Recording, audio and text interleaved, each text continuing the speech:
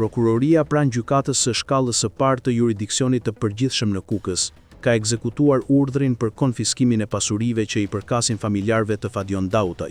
Ky i fundit njihet si krahu i djathtë i armatosur i kryedemokratit Sali Berisha, pasi u filmua teksa shkëlmonte me shkelma derën e selisë së PD-s në rebelimin e 21 dhjetorit 2021, në betejën brenda vetë partisë, teksa zhvillohej protesta e radhës së fraksionit të rithemelimit. Prokuroria e Kukësit njoftoi ditën e sotme se pas kërkesës së saj më 20 shtator 2024 ka konfiskuar 3 pasuritë e Fadion Dautit dhe të familjarëve të tij, ku përfshihen një apartament, një sij tregtare dhe një sipërfaqe truall.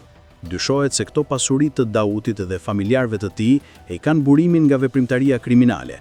Dauti aktualisht është nën akuzë nga prokuroria e Kukësit për veprën penale pastrimi i produkteve të veprës penale ose veprimtarie kriminale. Ndërsa po ashtu Dauti është i arrestuar në Londër pasi akuzohet për tentativë vrasje. I njohur si një mbështetës i kryeministrit Sali Berisha, Dauti ka rënë në prangat e policisë në Angli, pasi është kapur me 3 kg kokainë dhe pjesëmarrje në aktivitet kriminal, teksa ka qenë i akuzuar dhe arrestuar për tentativë vrasje gjithashtu.